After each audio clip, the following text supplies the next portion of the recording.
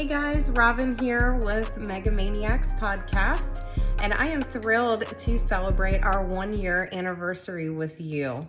It's been an incredible journey filled with laughter, tears, and meaningful conversations, and we could not have done it without your support.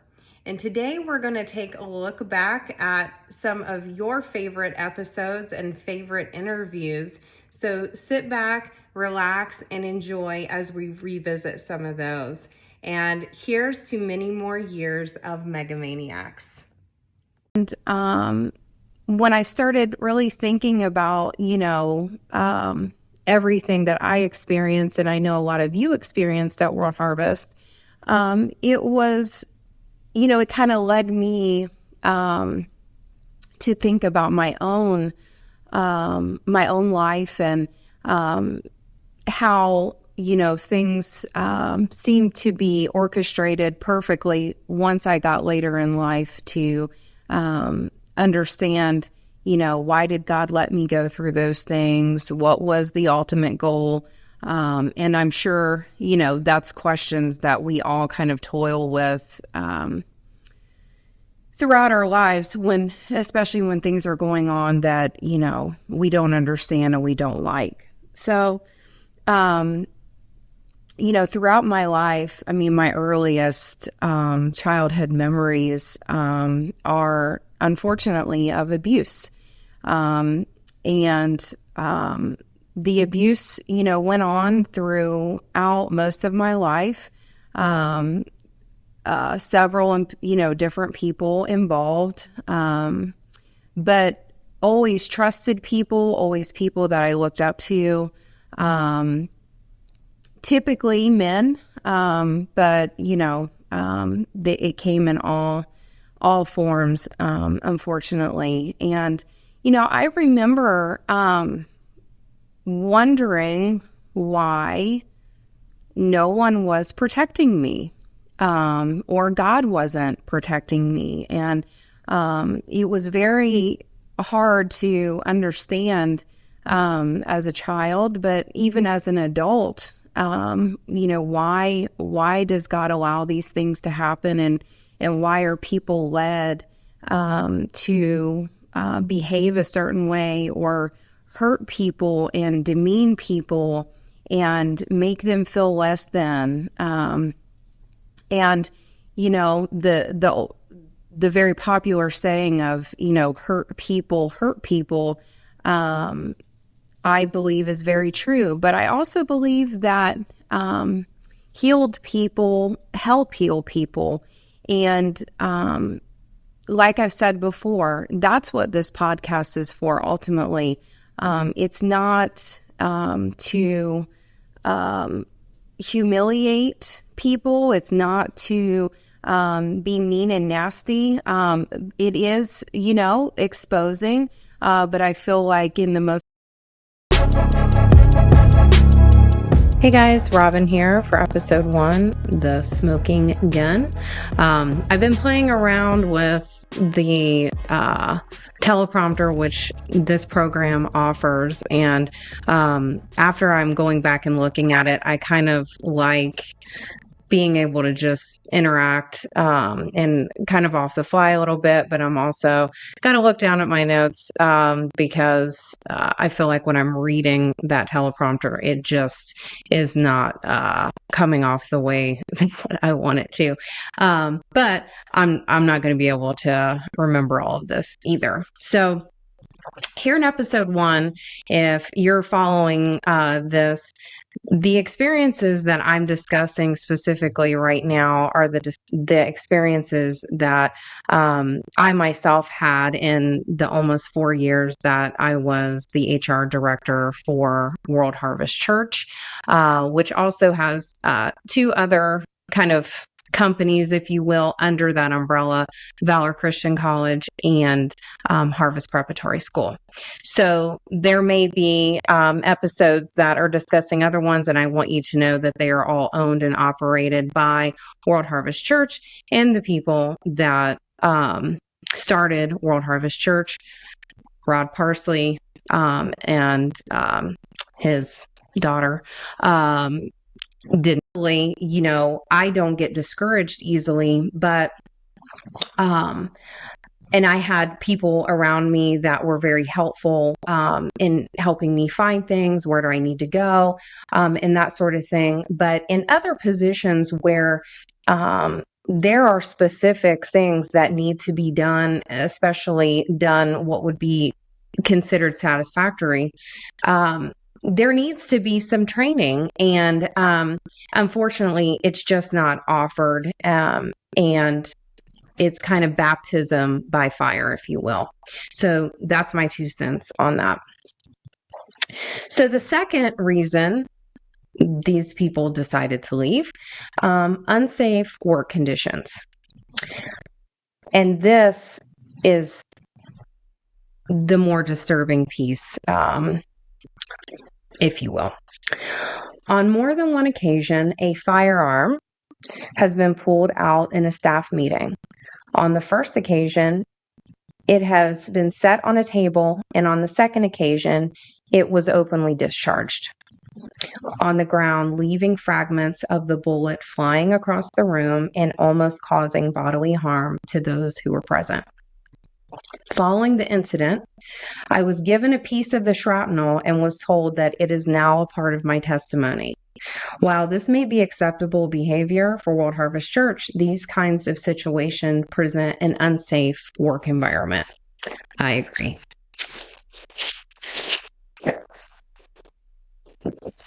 And then lastly, the reason this couple decided to leave is they continued to request meetings with Pastor Rod Parsley, and as you'll see, this was what their experience was.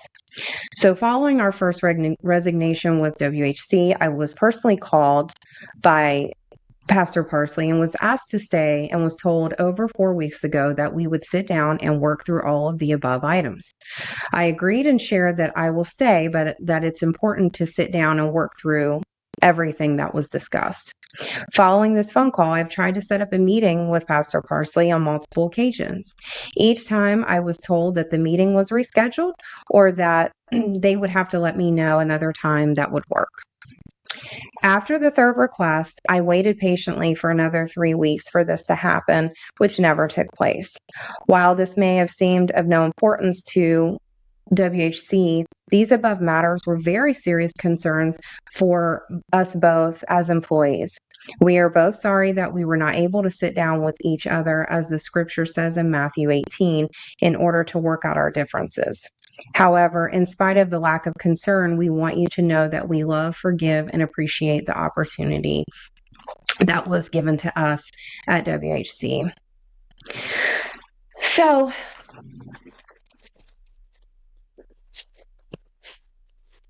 I hope that gives a little bit more insight of why there has been such outrage from staff members, that have left, from students that have left, or students of the college that have been given. I'll show the video, okay? And then after that, we'll come back and dissect that a little bit. Mixtures in the right place for the camera shots. Yes, sir. Could we wake up? And you people want to go to Israel and do a shoot? You can't do one on the property. Why am I bringing volunteers out here to do your stuff? My granddad died last Saturday. Don't you lift your voice to me when you stay home. You want to go home? Yes or no? Okay.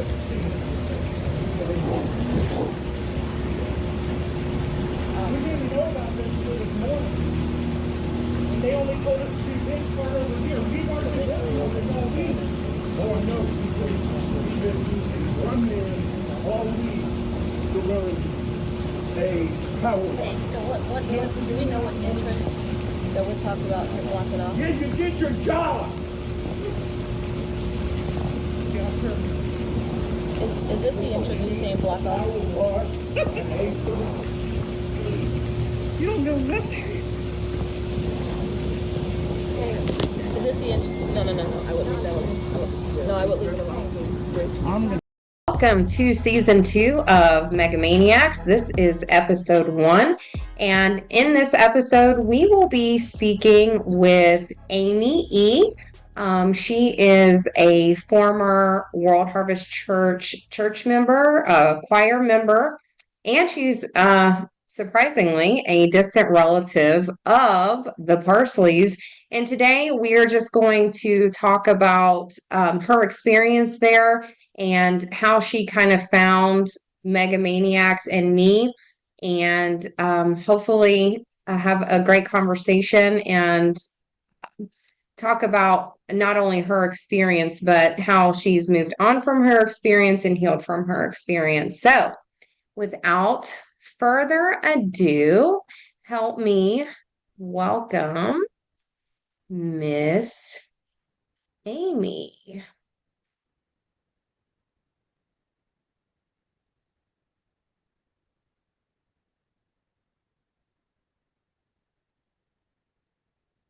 Hey, Amy.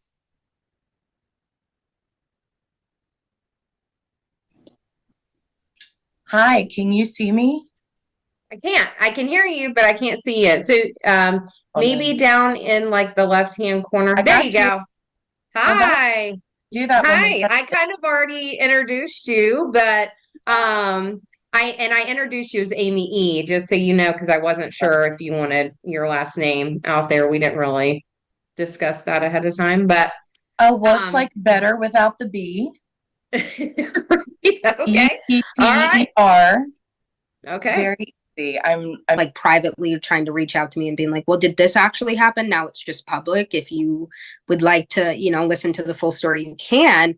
But yeah, it's very uncomfortable to know that she still to this day will talk about that, even though she doesn't state my name. It's just uncomfortable to list that and have that knowledge that somebody is like trying to insinuate that you were either over dramatic or over exaggerating, or this altogether was just like a false allegation. So yeah, very uncomfortable. And I wanted to bring up the fact that when I interviewed Tyler was at Valor at the same time that you were, and he even mentioned this as one of the situations that stuck out to him, was that he talked about that a student had been assaulted by their boyfriend, and that the perpetrator was invited back to campus. And no one was made aware that he was coming back to campus. So not only trying to protect you and making sure that you are aware, but also the other students that even if they were not saying it publicly, were also concerned that this guy was completely unhinged at times, or maybe all the time, and that they could be a victim of his if they, said something wrong or looked at him wrong or got on his bad side. So it was certainly not just you as the person that was concerned that that this was that he was being invited back to campus after admitting that he had assaulted you. Correct. There was a student who was dismissed from campus because of credible accusations that he had assaulted and sexually assaulted his girlfriend.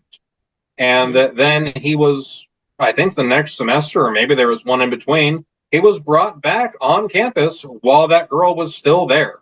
And he brought a lot of his friends with him. And I know that, I won't name names, but I know that she did a whole thing on that, and I think that's been removed from the internet. I don't know why. I haven't talked to her personally, but again, that's a rather serious failing of your students from a security perspective, and just from a being a decent person perspective. Yeah. Well, and I think that as time goes on, And it's like we're kind of paranoid going back to church and everything, but No, we are. Okay, fine. We are. You know, because it's the trust factor. It's like, you know, you come out of like 20 years being involved, you know, in ministry, and 14 years for him. And I guess very, you know, in depth 14 years for me as well. And you're scared. You're scared of trusting. You're scared of like giving tithes. You're scared of like leaving your kids alone. Where's your money going? You know, so Is it going to the homeless shelter? it's going to the homeless shelter. Like even the use your homeless shelter that doesn't exist. exactly. And it's like it's a pretty big church. So they have a building for the youths. But they know us by now because I told them, I'm like, you know, we've gone through a lot, so I would rather just check on the kids. They like literally will allow us to go and check on, you know, make sure the kids are okay. That's your like, church in Florida. Yeah. So it's been amazing, to be honest with you. And it's we struggled for years with finances, and I feel like we were under a curse because we were always giving to Rod Parsley, always giving to Pastor Ramirez. And I feel we were under a curse, to be honest with you. And it's like no matter how much we were giving, we were not prospering. You know, something would just always happen financially. And ever since we spoke up and we disconnected, you know, we went to a prayer and fast and everything, like we have been prospering. Like we have been just And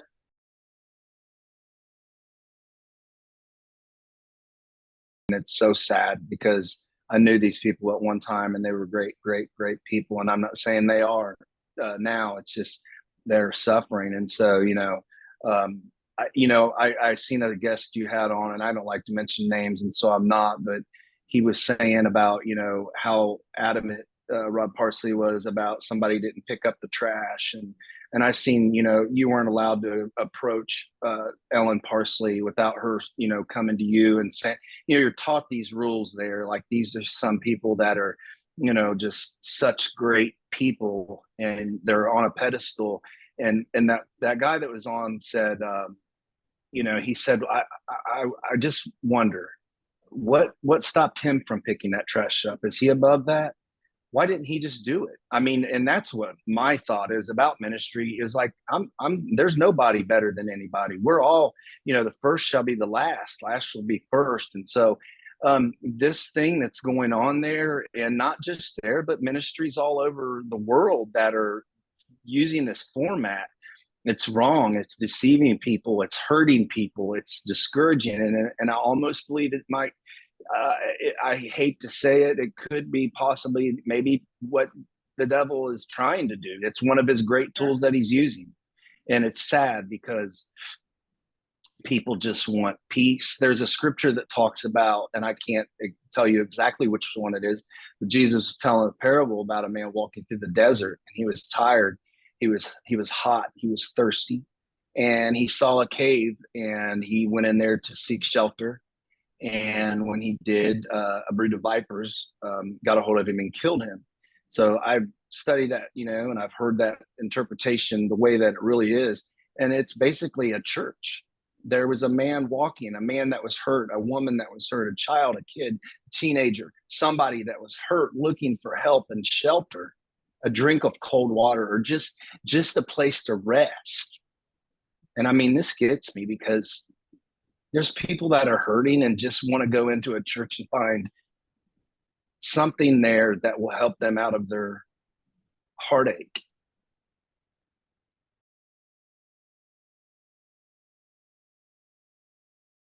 It's just like I said, you know what I mean? When you get in some positions of leadership, like say, for example, being on the HR side, you catch the blunt of everything. The dirty, the good, the nitty gritty, the downright wretched, the ugly, the grotesque, all of that. And you have to sit in those meeting after meeting after meeting after meeting. And I would have never really understood that until sitting in being in leadership at work where I'm at now, and having to hear some of the questions that when you have these corporate officials that come in and say, and it's just like they're wondering why, this and this and this ain't getting done. Some of the stuff that they turn around and say is just like what would blow your mind. But where the issue of it is that coming from, being in ministry and doing stuff like that. You know what I mean? And it's, you would think that you would have, I mean, don't get me wrong, I get it. You know what I mean? There are certain things that you're wanting to happen, but at the same time, it should never be to the point where you're allowing that to get you to a place that causes you to get out of character to completely belittle and hurt the other individual. And you know what I mean? It's just that's What where if it that is their becomes, character? What if it's very not? true. What if the out of character is when they're pretending to be nice? Hmm. You know what? That's a very, very good point.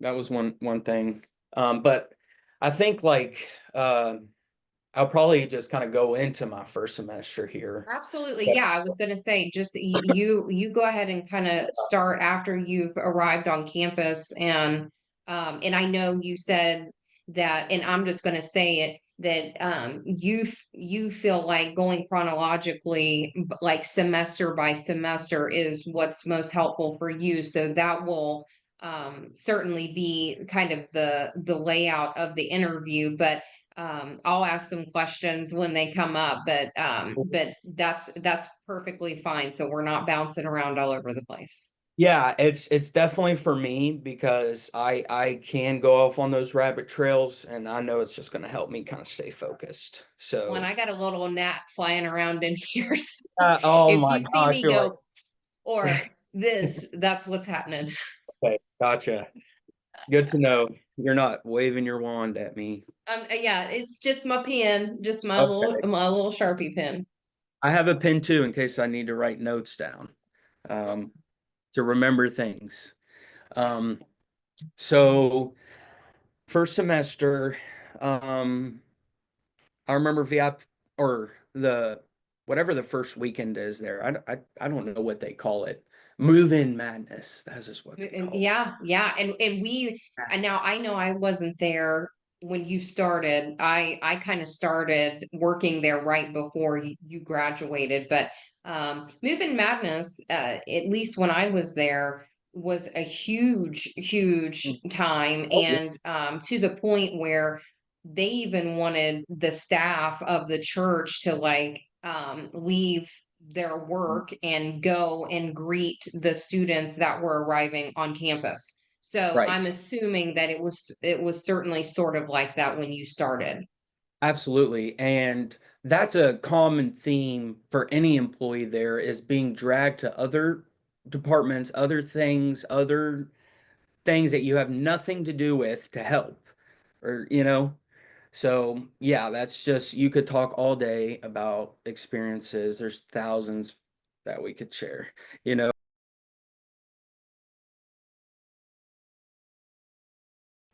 Okay.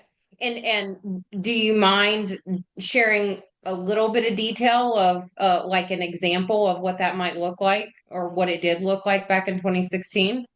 Yeah, in 2016, we were, well, when I was with these individuals, they had told me we were going to go to Akron, Ohio. We were going to go hang out with Ashton and some friends, and we were going to go celebrate a friend's birthday.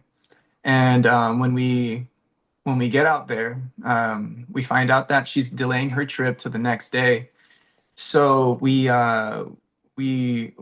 we just went ahead without her, and we had fun. We went to a football game, a high school football game, to one of the kids that was related to the family. And I'm thinking like, oh, everything's okay, everything's fine, you know? And it wasn't until the next day when they were actually having the birthday party that I saw these Valor students taking shots. And I saw from the corner of my eye, and I was like, that's her armor bearer. What in the world? And then I have this other student that was always cleaning exec saying like, oh, Ashton's supposed to be here in a little bit. About like 2 hours later, they say, oh, she canceled the trip. And I can hear from far away the group talking, well, it's because the two new guys are here. And so later on, Talking about you and your brother. me and my brother. Okay. Later on, my brother, he falls into sin that night, and the armor bearer, later on when we came back to the campus, she cries wolf on him, and Megan Hassett gets involved with the whole Title IX thing. And that's when we all get put into meetings. And Rod Parsley actually pulled us all into the meeting before these separate meetings started happening. And he like he yelled at us like no one had ever yelled at me. And he was like red and like full of rage, and he started using statements such as like, I'm gonna call every TV studio, every platform, you're never gonna see the light of ministry. No ministry is ever gonna open their door to you. You disgust me. And he's just going off. And at that time, Ashton Did he had know that his daughter was supposed to be at that party? no one said anything. Yeah, the only people who said her name was my brother and I when we got pulled into separate meetings with Charisse and Edward Ramirez.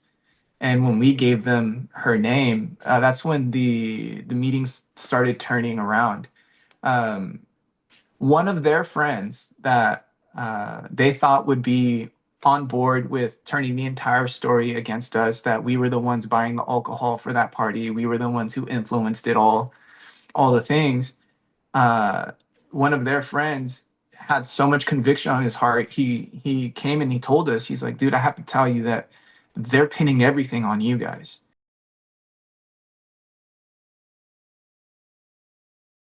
And he came to our game. And I remember people being like, Ron Parsley's never come to a soccer game. Like, some people were like, does he even know we had a soccer team? Right. And he came out to the game, and it's because like I texted him, and like, but like looking back, it's like I realized that it didn't feel genuine. You know, I felt like it was just like because he was wanting something from us, like, you know, wanting, like, I don't feel like the reason why he was wanting us to stay and stuff was it didn't come from a father or pastoral type of place, you know. I don't know if it came from a jealousy place or like it just didn't feel right to me.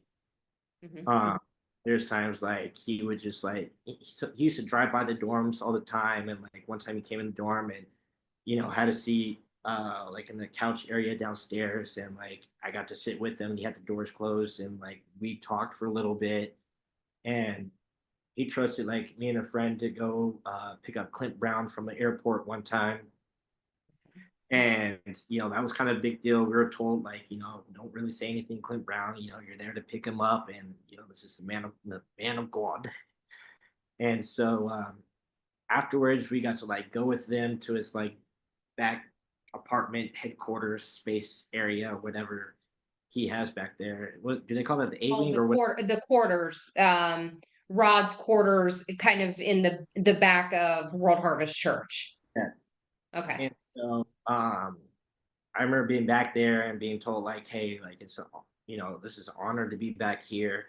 And pretty much like what you hear back here kind of stays back here type of thing. And I just remember just almost seeing Rod Parsley for like just as a man at that time, like just hearing him as he was. He just like I had him at such a high pedestal from just the TV and just why you went to the school. Like it just everything just started like just almost seeing him for how he really was type of thing.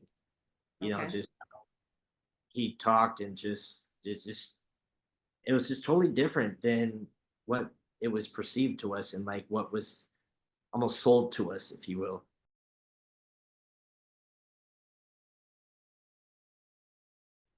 I remember people would say when I worked, all kinds of people had hurts from World Harvest.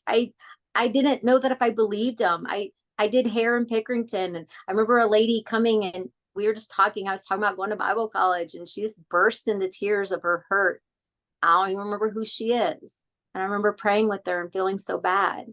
And I worked with a lady who said her friend was a prostitute. That said that my pastor beat her friend up after being with her. And I remember thinking, she has to be wrong. That's way off. That could never be.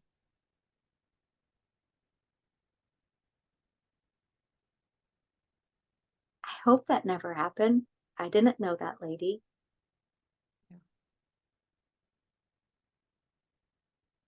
I don't know the depths of all this stuff. I just know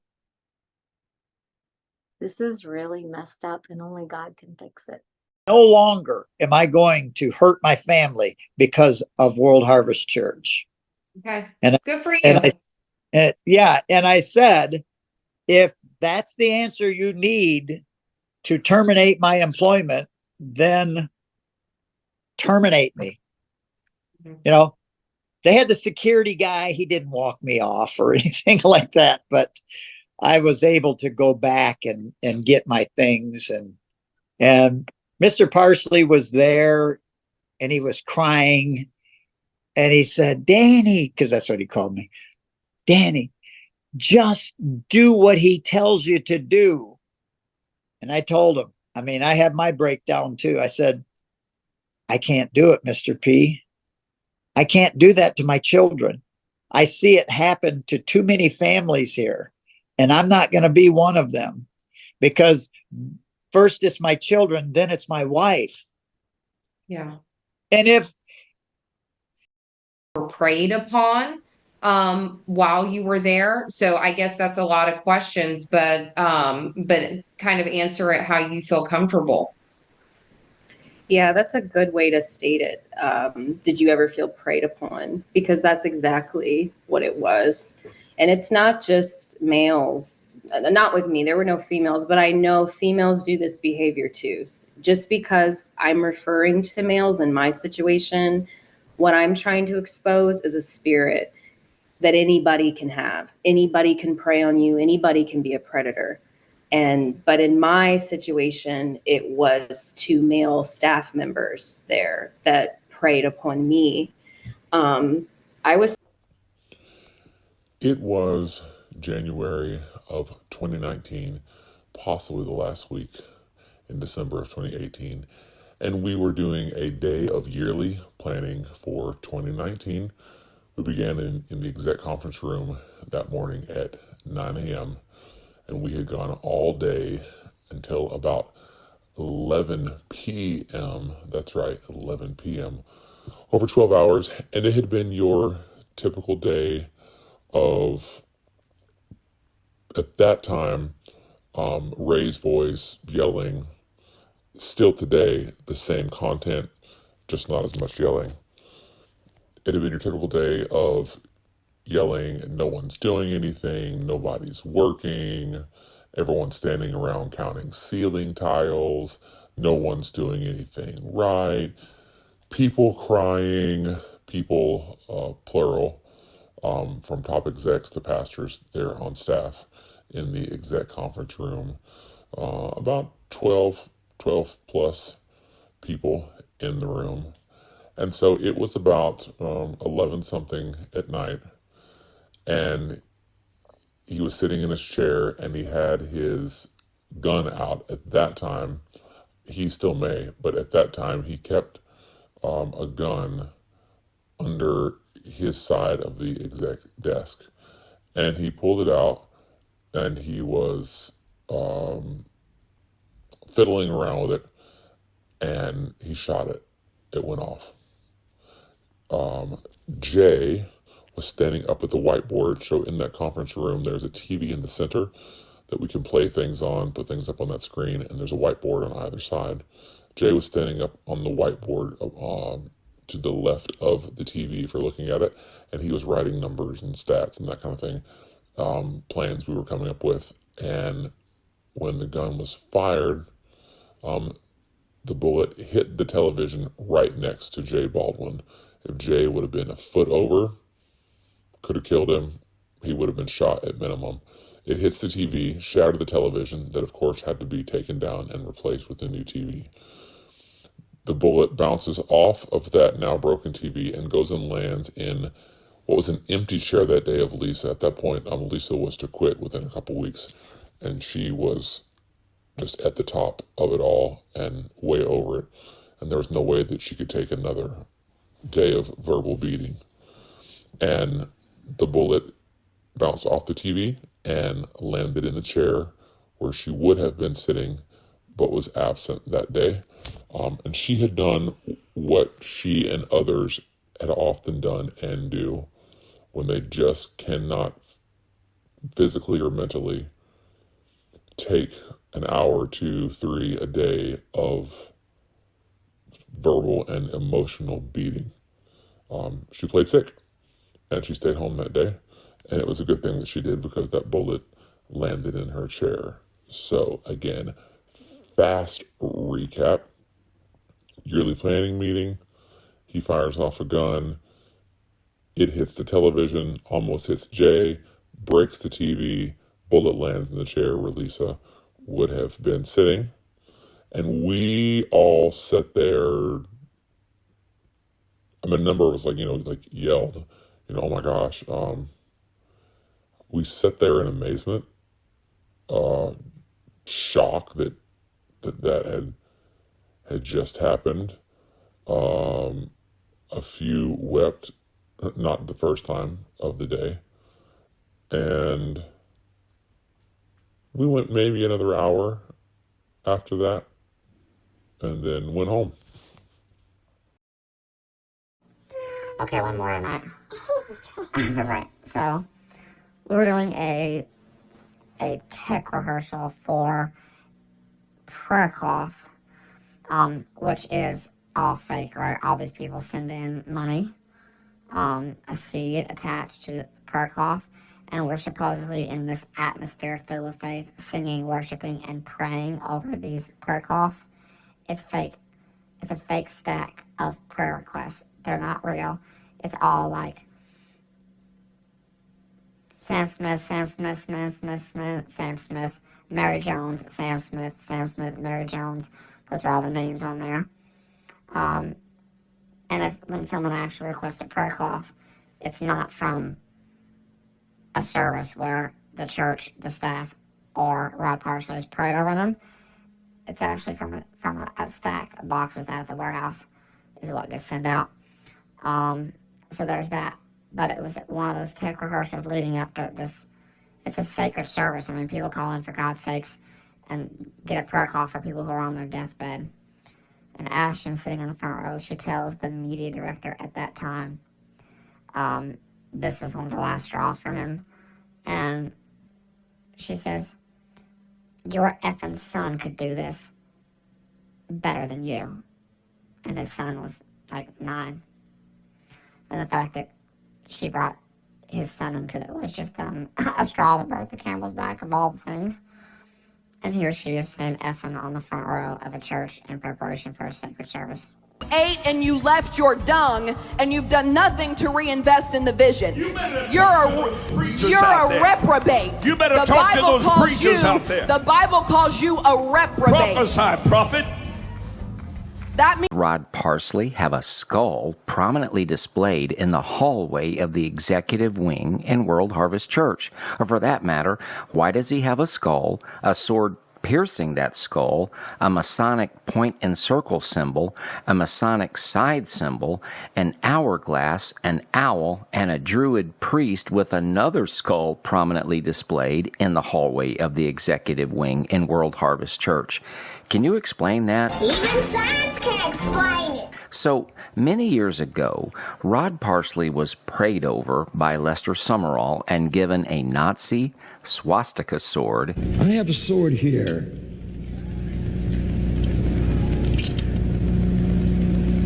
With a Nazi emblem on it, so strong. Believed to have killed many Allied soldiers. It's a deadly weapon, and many may have died.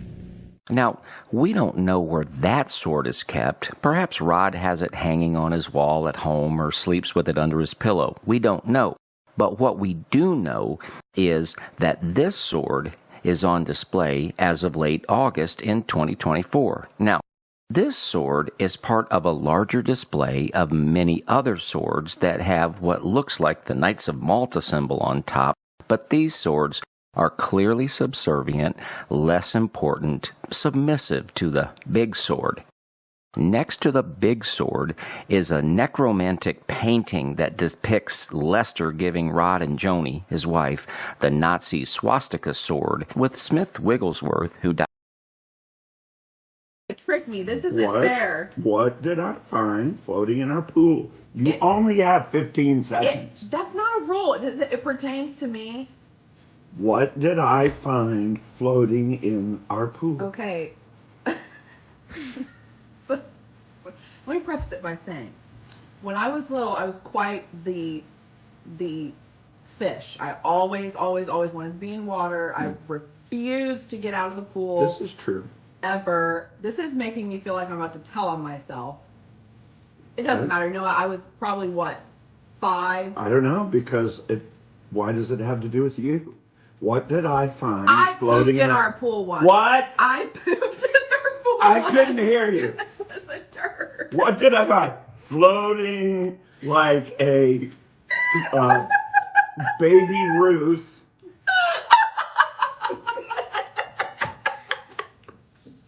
Woo! That was such a bright answer. Woo! That was such a bright answer. And I yelled from up here on the deck, Ashton, what is that in the pool? What did I say? I don't remember. I probably said it was the dog or something. I should have stuck with that. No, you said, well, I didn't want to get out. That's what you said. Honesty. Oh my Lord. Then your brother's eyes went. Too lazy to get out of the pool. Wait, okay, but I got it right. Yes. I got the, okay. You did.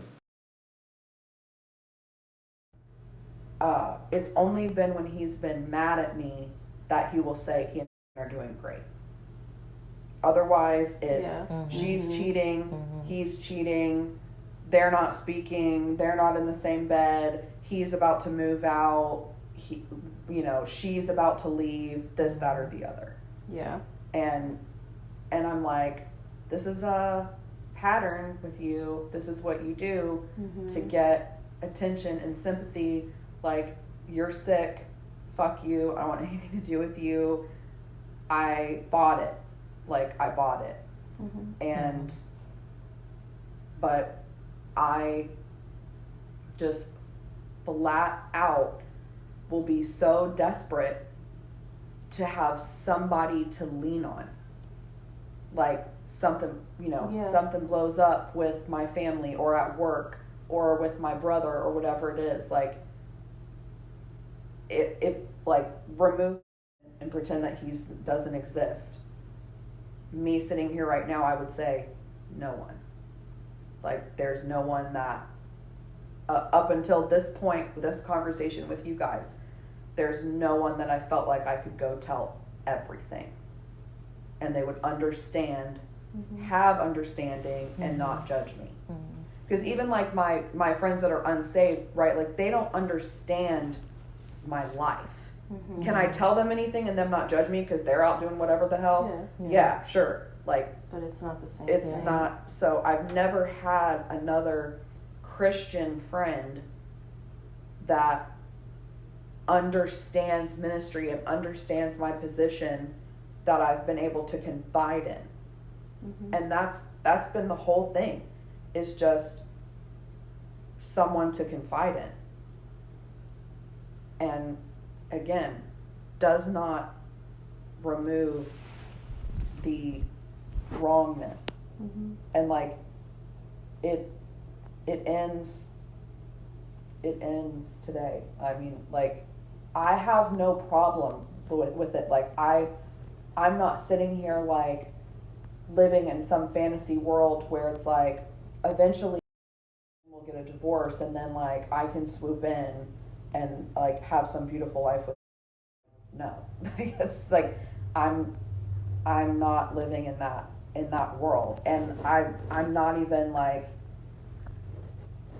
he's not somebody that I would ever want to be with, if that makes sense. Like, it's strictly just like an emotional thing. And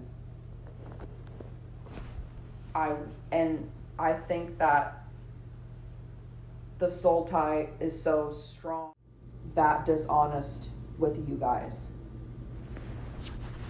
Because I chose to share certain parts of my life and give you like all the dirt, but then there are these other parts or these other instances where it wasn't even so much that I didn't trust you guys to like keep a secret or trust you to have the information. It was more feeling like I had something to protect. Like I'm protecting Elijah, or I'm protecting the church, my family, my reputation, whatever. There's always, like, I live in this state of hypervigilance where I'm always afraid something's going to get out, and the ramifications of that and what that means for me, my family. You know, and I'm not sitting here trying to play some fiddle like woe is me, but at the same time, just where I can identify with some of the things that like you go through, you don't know what it's like to have your face splattered across the news for, you know, voter fraud. Like, you don't know what it's like to have people know that you're being investigated by children's services. You know, it's like, you don't know what it's like to have a stalker for 3 years. And all of those things are as a result of or connected back to that place, the church, my family. And so I always I go into this mode of like protect at all costs. And it doesn't matter who you have to lie to. There's always, there's always a party line. There's always got to be a strategy. And my life has always been this impossible game of like chess and Tetris and trying to figure out who fits where, what fits where, who can I tell what. And a lot of it too is insecurity, like fear of being judged, looked at differently, seen as less than, and that fear of the blurred line where it's like, if I tell them this, they'll no longer respect me as like any type of spiritual authority, or they'll no longer respect my position at the church. And my instinct is to always protect that first instead of protect Ashton. And it's a really tough it's a really tough line to toe, because I've never felt like my life is mine. I've never felt like I have room to make mistakes. That's why there's so many like lies and hiding and double life and all of that, because I've never had room to make mistakes, and when I do, it's immediately, it's not how can we help our daughter, it's how can we interpret this and smooth this over, and how do we cover it up, like person smirks at me in this room, it will be the last one of you that does it. The money that is being spent in this room is obscene for what I'm getting. Obscene. I hired people to run entire sections of this place, not hold their hand through a baptism, much less what I just went through. Are you ever going to learn not to backtalk me? Because it's been a year and you still haven't learned. You didn't call me, did you? No, I did not. Right. But you just All right, this is Ray. Good morning, Ray. Good morning. I have some court documents for you, Robin. Okay. Looks like it has to do with Mega Maniacs. Okay. Here you go. All right, is that it? Thank you. You've been served. All right, thank you so much. Have a good day.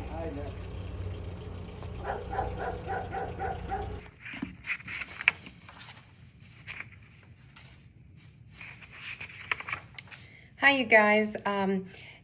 You heard that correctly. I have been served with a civil lawsuit from Harvest Outreach Ministry, which is Ed Ramirez. I am not the only one mentioned in the lawsuit. David and Rhea, who were guests on the podcast, and also Sierra, who was a guest on the podcast, has also been named in the lawsuit. And I just wanted to post somewhat of a response to this, that the lawsuit in its own right is almost laughable as far as the information that is contained in it, because half the stuff that their defense is it's not true in the lawsuit is things that we've already proven on the podcast. However, I do want to say that we are not backing down, we are not tucking our tail between our legs, and that if this is a battle that Ed Ramirez and Harvest Outreach Ministry wants, a battle he will have. And I would like to mention, I hope that he's spoken with his daddy, his spiritual daddy, Rod, because Valor Christian College is also mentioned in the lawsuit. And so we'll have plenty of time to not only talk about these outlandish claims that they've put in this lawsuit, but also the issues at Valor Christian College. And if we can find a way to rope World Harvest into that as well, then that's what we'll do. So please continue to keep us in prayer. And if you would like to support us, please feel free to do so as well. And I will just say that we are standing on truth, we are standing on business, and we are not backing down. So I guess, Ed, we'll see you in court.